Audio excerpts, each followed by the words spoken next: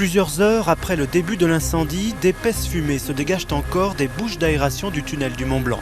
À l'intérieur, le poids lourd transportant de la farine et de la margarine se consume toujours. Une dernière expertise affirme que le filtre se serait enflammé à cause d'un mégot de cigarette jeté par un autre véhicule et qui aurait été aspiré par le camion de Gilbert Degrave, plus d'1 kilomètre avant son entrée dans le tunnel. L'intérieur du tunnel, noir, empreint de mort. Un choc pour les Chamonniards, qui n'ont jamais oublié ce sinistre 24 mars.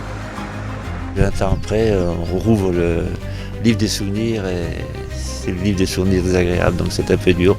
5 milliards de mégots par an qui se retrouvent soit par terre, soit dans l'eau. C'est un geste anodin, comme vous l'avez dit, qui a détruit 800 hectares de forêt. Chaque année, plus de 5,5 milliards de cigarettes sont consommées. Environ 4,5 milliards de mégots sont jetés au sol. C'est le premier déchet retrouvé dans l'espace public. Les filtres, qui mettent des années à se dégrader, libèrent des microplastiques et des métaux lourds. En France, cela représente 25 000 tonnes pour un coût exorbitant, fatalement supporté par tous. De plus, cette pollution des plus toxiques empoisonne nos sols, nos eaux, détruisant ainsi la nature et tout ce qui assure sa permanence. 40 milliards de mégots sont jetés et 40% finissent dans la nature, pour la plupart dans la mer, parce qu'on parle beaucoup de sacs plastiques, de paille, mais ce qu'on retrouve en plus grande quantité, ce sont les mégots que vous avez sûrement retrouvés cet été sur vos plages. D'après Mediapart, 10% des incendies de forêt dans le monde sont provoqués par des mégots mal éteints, soit plus de 40 millions d'hectares détruits chaque année. 95% des feux de forêt ont une origine humaine. Une étude démontre que 24% des Français jettent encore leurs mégots par la fenêtre de leur voiture. Oui, une fois de temps en temps, ça peut m'arriver d'ouvrir la fenêtre et de jeter ma cigarette. En Île-de-France, cela atteint 42%. Dans le département des Bouches-du-Rhône, 16% des départs d'incendie sont liés à des conducteurs qui jettent leurs cigarettes et 14% à des promeneurs qui l'éteignent mal. Vous vous souvenez bien sûr de ces images, celles d'un incendie dévastateur en août dernier dans le massif des Corbières. 17 000 hectares avaient été détruits.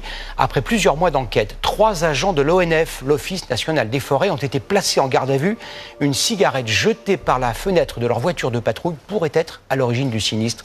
Aurélie Herel et Adrianos. L'été dernier, 17 000 hectares parcourus en à peine 2 jours, dont 11 000 brûlés. Un incendie monstre, une quinzaine de communes touchées et ces paysages calcinés à perte de vue. Le méga-feu avait causé la mort d'une habitante de 67 ans.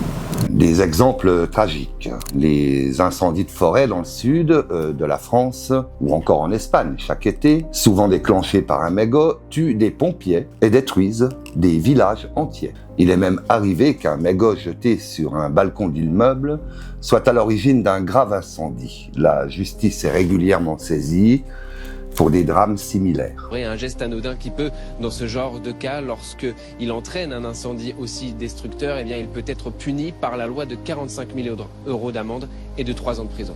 Si on aborde maintenant le sujet de la déresponsabilisation, on peut dire que beaucoup de fumeurs pensent qu'un mégot ne peut pas déclencher un incendie.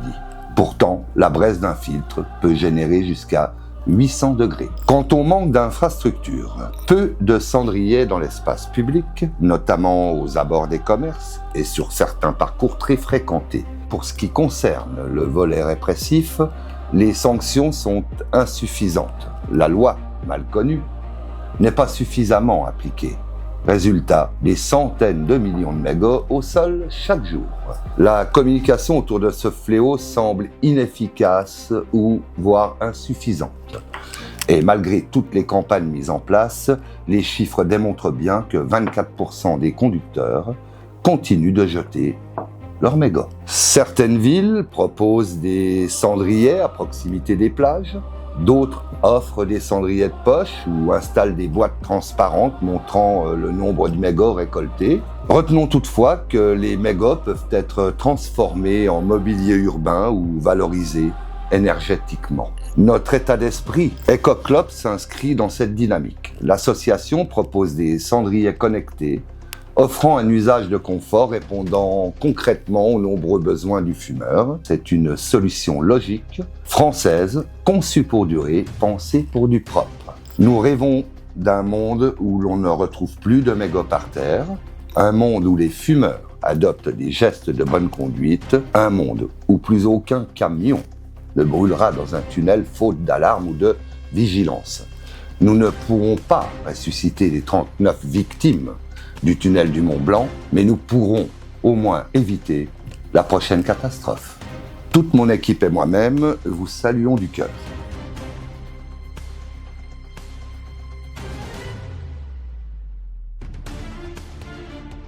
Ecoclop, j'adopte pour du propre.